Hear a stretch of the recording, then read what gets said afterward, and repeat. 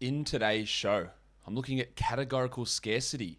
What stats go off the board when, what you need to target when, all the stuff that's really key for a draft. Plus, I'm going to give you a chance to enter an auction salary cap mock draft with me, which is going tomorrow. Stay tuned for information on that. Michael Bolton. Thanks, Josh. It's Michael Bolton here, and it's time for another episode of the Locked On Fantasy Basketball Podcast. Let's get to it. Let's get to it, indeed. You are Locked On Fantasy Basketball, your daily fantasy basketball podcast, part of the Locked On Podcast Network.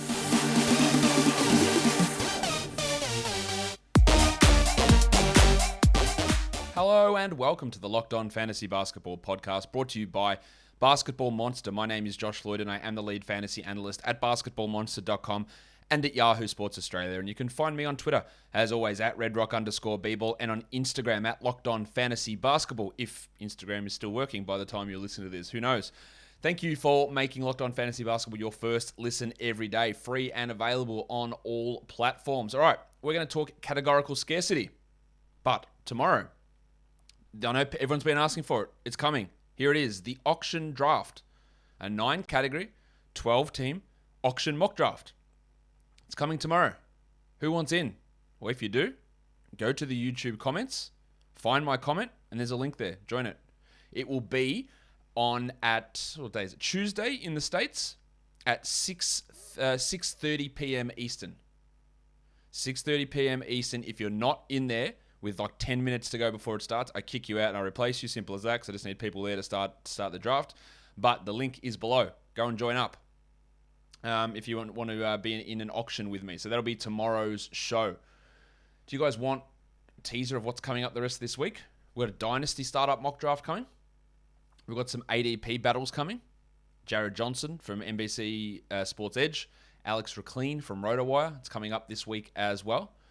And that's probably what we've got going this week. Might have another ADP battle thrown in there as well. Maybe another video that I do as well. Still working on that, but that's currently what we've got confirmed for this week. But what we're talking about today is categorical scarcity. And you hear me talk on this show a lot about how points and assists go, and there's different runs of big men in the 30 to 60 range, and then there's point guards that go early, and there's point guards that go late. But what does that mean? And people often ask me this question.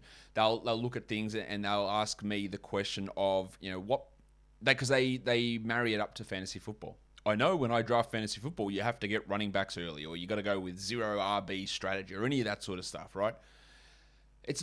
Doesn't work exactly that way in fantasy basketball. The better way to look at it is what categories versus what position. Because Nikola Jokic plays at center, but he gets a ton of assists.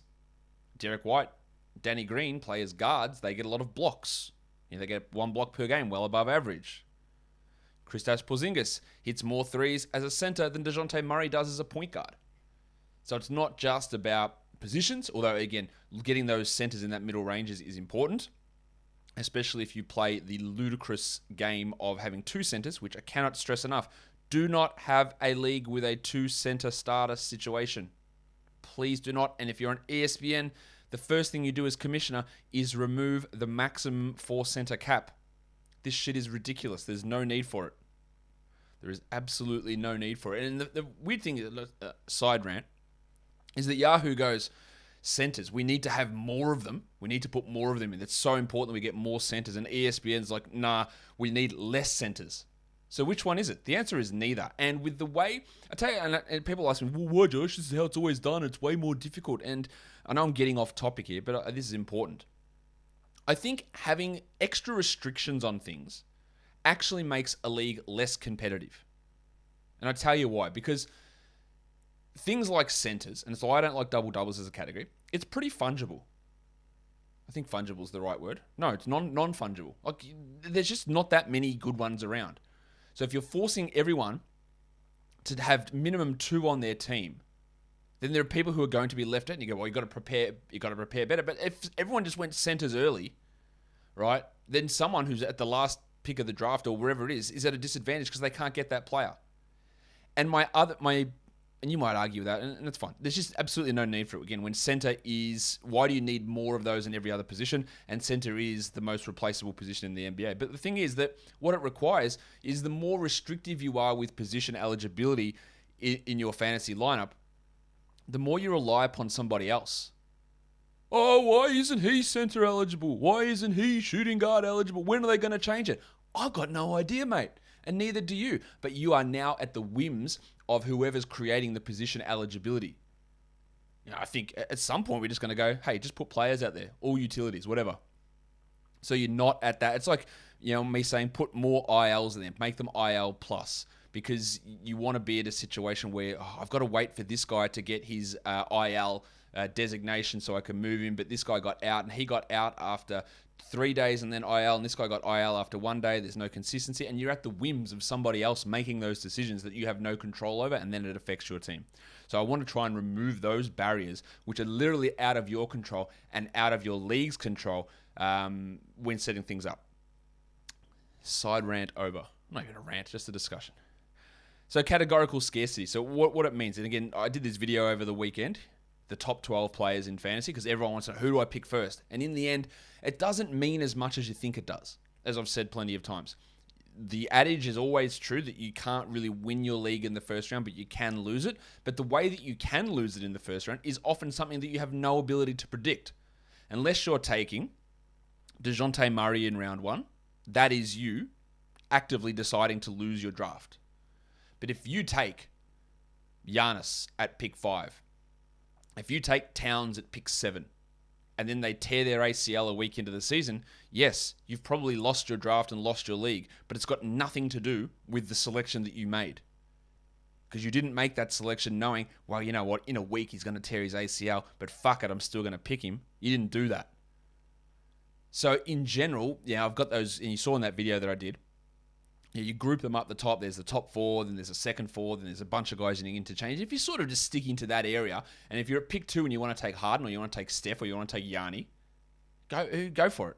And if you're at pick 5 and you want to take Towns, or you want to take Lillard, or you want to take Durant, or you want to take Embiid, go for it. Whoever. It's not that big of a deal. It's not that big of a difference. And if you're at 9, you want to go with Tatum or Beal or someone else that I'm missing. Paul, if you want to jump up for Paul George at pick 10, go for it. It's not that big of an issue. What you need to then realize is after that is when things start to get wild. So, should we start talking about that? We probably should start talking about that, but we'll get to that in just a second because, guys, I got to tell you that if you're watching your live sport in one spot, which we all are, and then we've got our on-demand shows somewhere else, and then we go and watch our highlights on our phone, and then we've got someone else's login for someone else, it's all over the place. There's clutter, there's confusion. Look, who knows what you're watching where? Well, I want to tell you about a simple way to get all of the entertainment you love into one place without the hassle. A great way to get your TV together. It's called Direct TV Stream.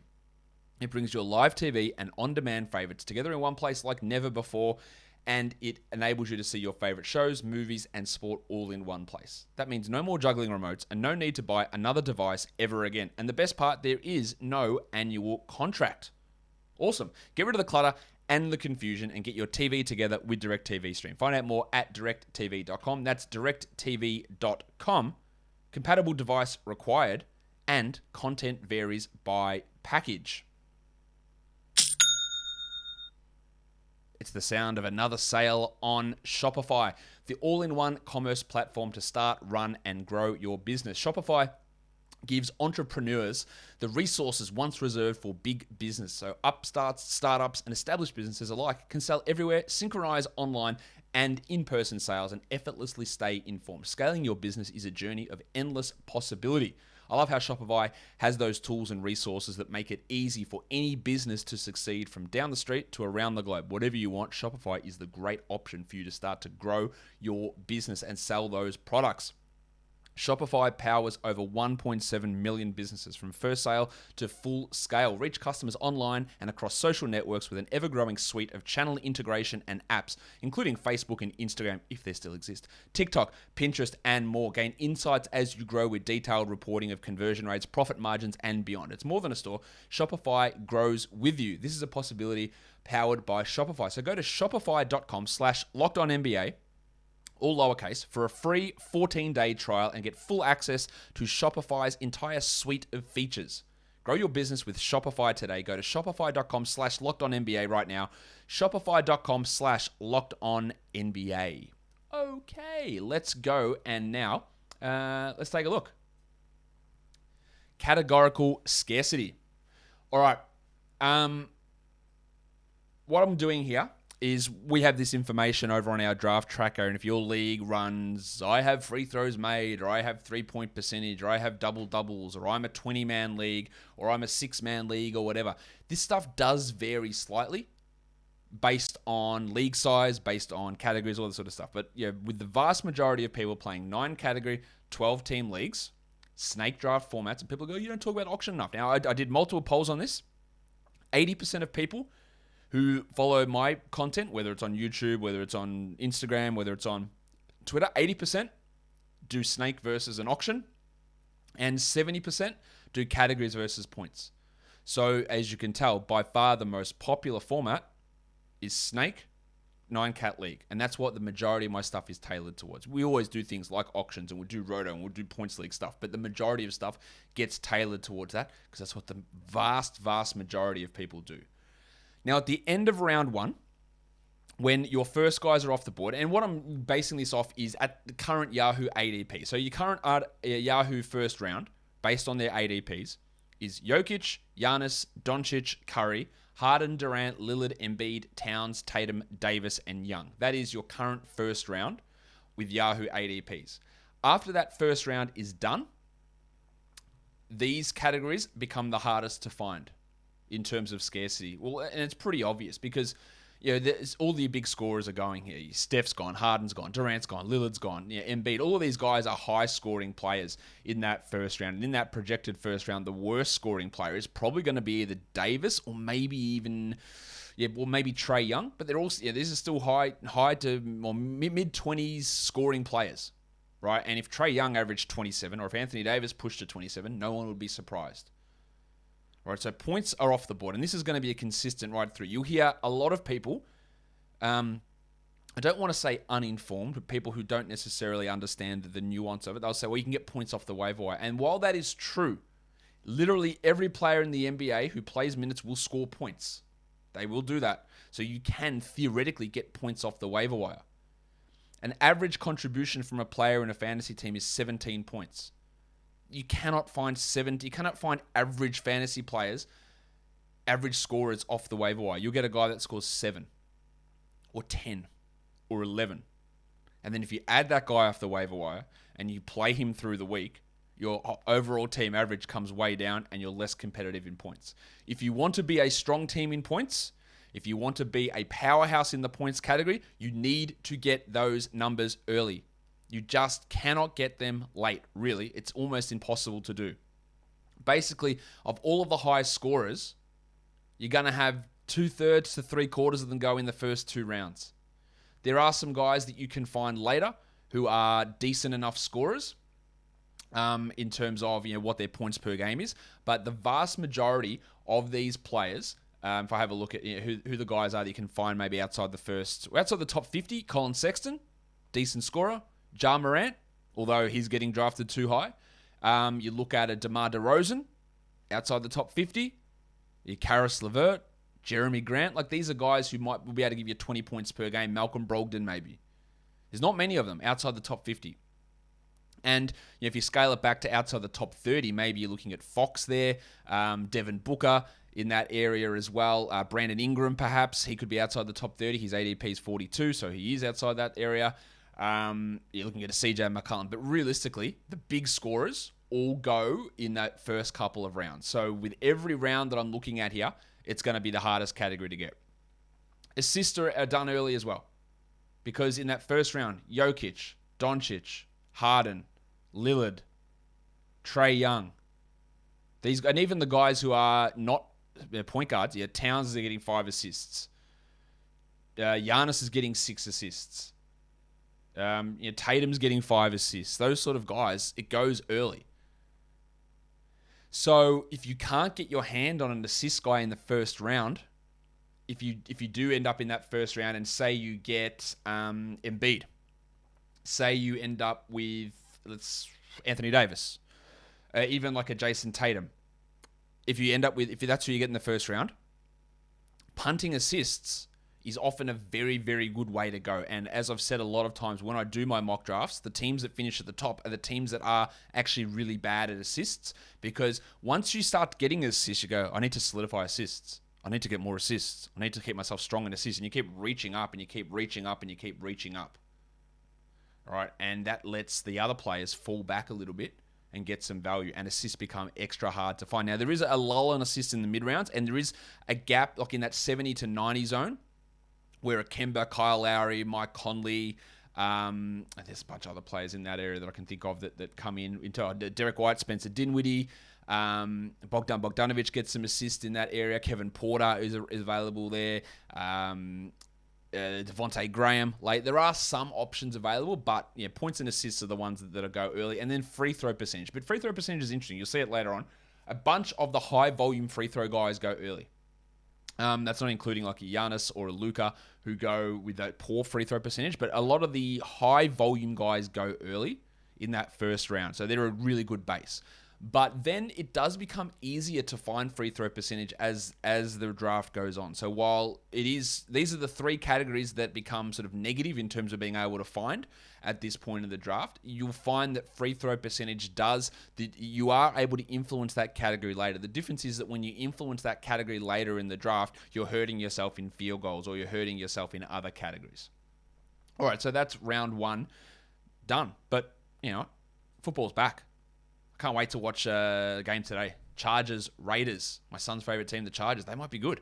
And if you want to place action on these games, BetOnline is the place to do it. With a new updated site and interface, even more odds, props, and contests, BetOnline continues to be your number one source for everything football. Head to the website or use your mobile device to sign up today and receive a 50% welcome bonus on your first deposit by using our promo code LOCKEDON from football, basketball, boxing, or even your favorite Vegas casino games. Don't wait. Take advantage of all the amazing offers available for the 2021 season. BetOnline is the fastest and easiest way to bet on all your favorite sports. BetOnline is where the game starts.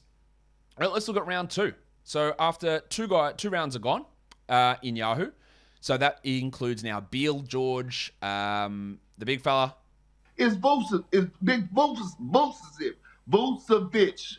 LeBron James. Fucking goat outside. It's just a goat. No, it's a fucking goat. Zach LaVine. Skater Boy. Bam, bam, bam, bam. Man, a lot of sound effects there. So Beal, George, Vooch, LeBron, LaVine, Adebayo, Westbrook, Butler, Sabonis, Irving, Zion, and Van Vliet. They're your top 24 on Yahoo ADP. So once those guys are off the board, points is literally every round, you'll see the hardest category to find is points. If you don't get points early, you're in real trouble. Assists, but then what comes in is rebounds. Because Vooch off the board, Bam, Sabonis, all those guys off the board, plus Towns and Towns and Davis and Embiid, and Giannis and Jokic early on. It's really hard to get these rebounds. And I think a lot of people wouldn't, again, rebounds is the second highest volume stat after points. So you can think you can find rebounds off the wire. You can to a degree, but you need 7 per game to be really, if you want to be really strong in that category, you need 7 per game. And there's not that many dudes who do that. And it's going to become especially apparent after, say, rounds 3 and 4, when you've got Gobert and Randall and Ayton and Wood and Turner and Collins and Porzingis and Valanciunas. All these guys are going to start going in the next 2 rounds. So rebounds push up into one of those negative categories, becoming hard to find, and then free throw percentage is still there after round 2. In round 3, you'll notice that free throw percentage has dropped off. After those first 3 rounds, it does become a little bit easier to find free throws because you got some of these guys who are poor free throw guys, and the third round options are Randall, Ball, Gobert, Mitchell, Ayton, Booker, Paul, Porter, Shea, Middleton, Wood, and Brown have gone off the board. Jaylen Brown. With some poor free throw guys in there like Wood, like Gobert. LaMelo's not a great guy in that area. DeAndre Ayton's not great. But field goal percentage, because we're starting to get centers off the board. Gobert's gone. Ayton's gone. Porter's a good field goal guy. Wood's a good field goal guy. Field goal percentage is becoming a little bit harder to get. And you'll notice, guys, steals and blocks and threes have not been mentioned once. And spoiler alert, they will not be mentioned at all. They are actually the easiest categories. Now, blocks are a little bit different because they can get highly concentrated early and centers can run off. But steals, which is a bugbear of mine when looking at rankings of guys with high steals get really overvalued. And steals can be found later on from numbers of guys. You can find steals later on. It is definitely Matisse Thybulle. You want him later on. You can get steals. Jalen Suggs, good steals guy. You can get steals later on. But you'll notice that threes literally never appear, right? And that's why often when I'm looking at projections, I try and weight those categories down a bit because they can overinflate, especially considering how much easier they are to find. And then field goal percentage, again, becomes a little bit harder to get after round 3. So if you're needing a boost there with your Zions and Sabonis and Goberts and Aytons off the board, it can be hard to get influence. And remember, you can find guys with high field goal percentage, Jakob Poeltl, but if they take 5 shots, it's nowhere near as impactful as the bloke at 60% versus 70% who takes 12 shots or 13 shots. Volume in percentages matter. The lower volume you have, the more likely you are to suffer variance. So I think I described this on a show the other day. But if you have a guy, if your team shoots, let's just use a basic example. Someone, you've got a couple of guys there and they go 20 of 30 from the field at 67%. It's really, really high, obviously, right? But your guys are just taking 5 shots per game. So 20 of 30. If instead of, if they miss 5 shots out of those 30, then it becomes 15 of 30 and they're 50% field goal. So it goes from 67 down to 50. It's massive. If your guys are much larger volume and they're still 67%, but it's 67 out of 100, right? You lose 5 shots, you go to 62 out of 100. You go from 67 to 62%. It's a drop, but it's nowhere near as harsh. And those numbers, of course, they're pretty unrealistic, but it's just going to show you if you get higher volume, you are more insulated against cold streaks than you are if you are at low volume, where 1 or 2 shots can completely screw your system up. And it's one of the risks of a punt points format as well, or punt points build. After round 4, rebounds actually jumps up to be the second hardest category to find after round 4. So after round 4, we're looking at Ja Morant, Toby Harris, Brandon Ingram, Miles Turner, John Collins. You'll see centers here. Turner, Collins, Drew Holiday, Clint Capella, De'Aaron Fox, Porzingis, Holmes, Valanciunas, and McCollum. So JV, Holmes, Porzingis, Capella, Collins, Turner. 6 centers in that 4th round based on Yahoo ADP, making rebounds really hard to get. Field goal percentage, still a tough category to find. Points is always going to be number 1 every single round, I'm telling you now. And then assists come in there. So that's after 4 rounds. After 5 rounds, we get a few more guards coming off the board. Lonzo, DeJounte Murray, Jaren Jackson, Malcolm Brogdon, Anthony Edwards. The Jedi, OG Anunoby. Where's my thing? But what about scarves? OG. Balenciaga Stop, ones. OG. You better stop, OG. Tyrese Halliburton, DeMar DeRozan, Ben Simmons, Mikal Bridges, Kyle Lowry, Robert Williams. So, Ball, Murray, Brogdon, Halliburton, DeRozan, Simmons, Lowry, all assist guys smashing off the board in round 5. So, assists now become harder to find. Points, just write that in. Absolute Sharpie at the top there. Points number 1. And assists and rebounds switching over. And basically, from here on out, the categories that are tough to find are points, assists, and rebounds. That's it. Everything else, and we track things on a positive or negative scale in terms of what's hardest and easiest to find. Everything basically from here on out becomes, outside of points, assists, and rebounds, becomes positive to largely positive. Finding threes, easiest. Steals, probably next easiest. Influencing field goals and free throws is actually possible at this point in the draft a little bit. You're finding blocks, pretty easy. But points, assists, and rebounds, not. After round 7, it's points, assists, and rebounds. After round 8, guess what? It's points, assists, and rebounds. After round 9, guess what the hardest categories are? It's points, assists, and rebounds. After round 10, are we in for a surprise? No, we're not. It's points, assists, and rebounds. And then after round 11, actually something did pop up here. Points, assists, and rebounds. Then after round 11, field goal percentage. There's just no real big men available at that point who are going to influence your field goal percentage. So that's where you have it. Like, you got points, assists, and rebounds. We know that. Free throw percentage becomes an issue early on. Field goal percentage in those mid rounds. And then it's just the 3 counting stats. And Often people are criticized in fantasy for looking at the popcorn stats, the points, assists, and rebounds. Oh, you're just turned on by those big numbers. And there is definitely a part of that. But with how drafts go, and the fact, and who knows if it's chicken or egg, I don't actually know whether it is, which one it actually is. But if everyone is targeting points, assists, and rebounds and is super drawn to that, that makes them go off the board quicker.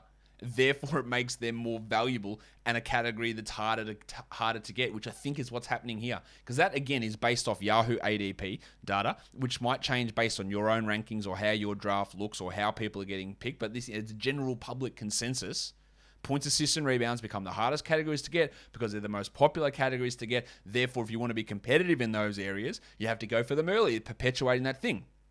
So what can you gain from this? It does show that given how hard points and assists are to find, punting those categories has success.